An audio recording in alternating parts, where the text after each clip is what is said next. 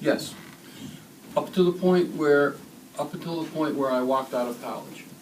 That I think I would have done differently. I would have fought harder to stay.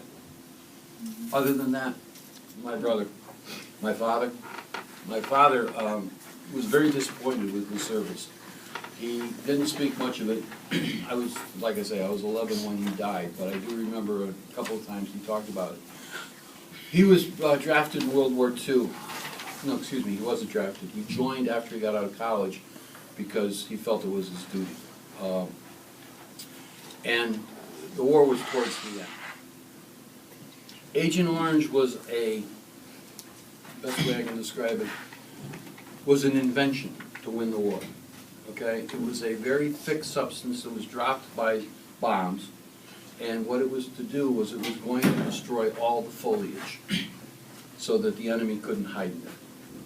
The problem was, it was extremely toxic.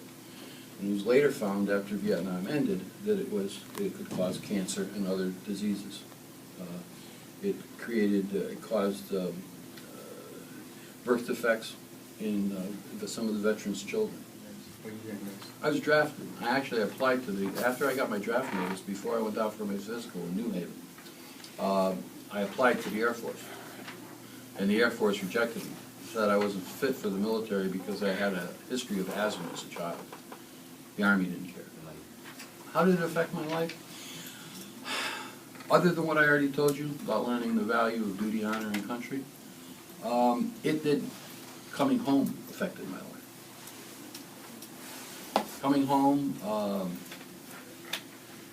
was the worst part of serving. I was out one day, and I was going up Stanley Street, and there's this big hubbub on the front lawn of the college. And I forget who I was with. Might have been my wife, but I don't think so, because she never would have let me get out of the car. I got out of the car, and they were protesting the war in Vietnam. And I just come back. I was on crutches. And it was our fault.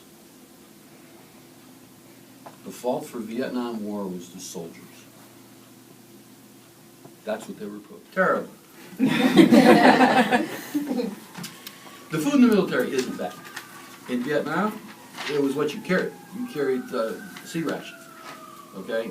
I used to love it when I got a package from home because I lived on what they sent me from home. And what I got to love, because I could eat it cold or I could eat it hot. I used to heat it with C4, by the way. You know what C4 is? Yeah. Well, you take a piece smaller than my pinky nail, and you put it underneath a can, and you get it to explode, it'll heat that can. Really? Yeah, that's how I used to heat it. Chef Boyardee raviolis.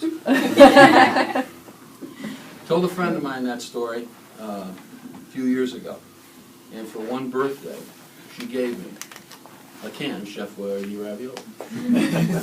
I still have it at home over my desk. That's one can that will not get eaten.